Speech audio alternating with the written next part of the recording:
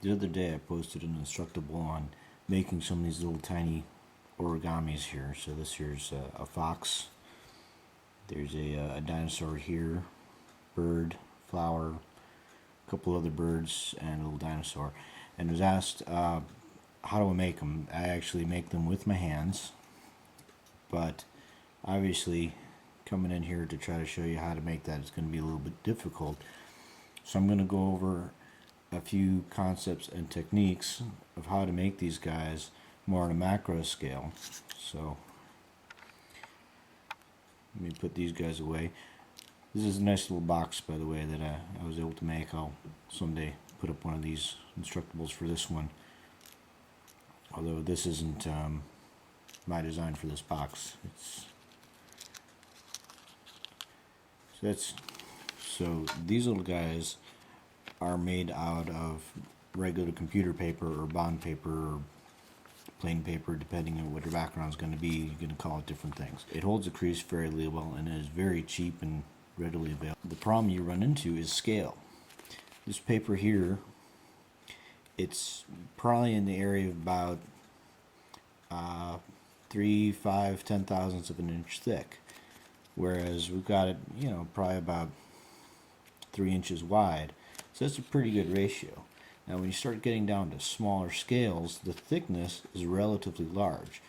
Now in order to show you these techniques, I'm not going to be able to use this thin paper because it's not going to move the same way.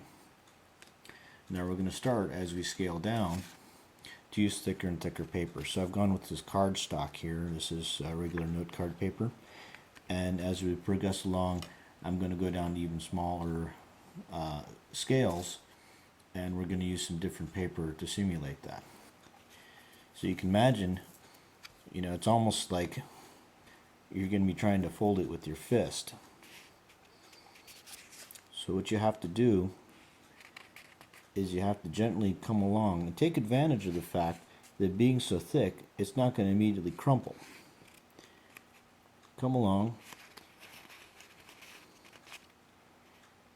and line the edge up until you like it. Once you have it there, then you can start to roll your edge out. Another thing you'll have to accept is the fact that at these small scales, things are not going to line up quite properly. Your paper is not going to be quite square because any deviation is going to show up really big in this paper here. It's almost like rolling a cigarette.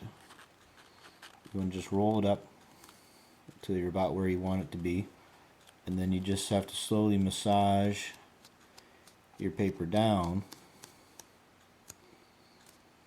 until you have the crease that you want. You notice how it wants to skew off to the side here. See, it's fighting me, and you gotta coax it. So maybe push it a little bit more this way, coax along till finally you're there, and then you can grab it, hold it flat,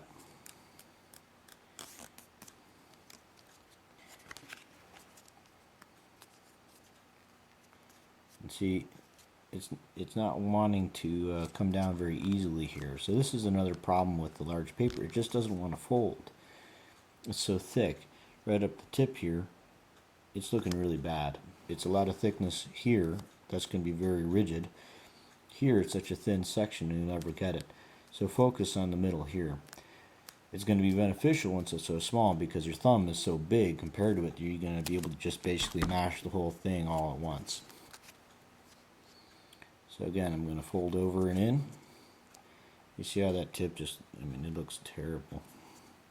But we're going to run with it, because the other secret about it is that any mistakes you make compared to the paper are very large, but on an absolute scale, any mistakes that you make are very small. If you look in depth at those pieces that I make, there's a lot of tiny imperfections in there, and I wouldn't worry too much about it. Now, once you have it here, it's going to be very difficult. You're going to have to worry about managing your space, and that's because your finger is going to be really big. You're going to want to try to come in and just kind of catch it with your nail and coax it out. You can't just go in like this with regular paper and just grab it in. Oh yeah, you see, look at that. That's where it looks just terrible. But what can you do about that when your paper's so big? So, and here, it's again, you're never going to get your finger into there. You just have to kind of grab wherever you can to open her up. Once you've opened it up, now you can start moving for a different piece. So the two ways to practice here: for one, practice on thicker paper. Then you'll get used to managing this just very difficult paper. Normal origami paper is very easy to work with. Working with cardstock, definitely not so. I'm going to fold it down there. Now, it's again, now I'm even thicker. I'm at 4 layers here. So it really doesn't want to go over. Especially up at the tip, it's not going to look that good. But you can just work with what you have.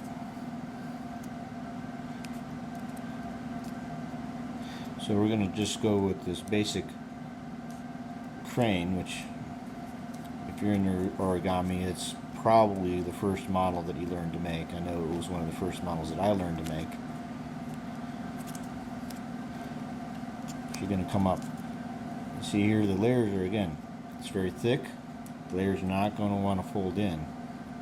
So just fold it in really as best as you can, because again, nobody's going to see that. When it comes down to it, that's going to be incredibly tiny.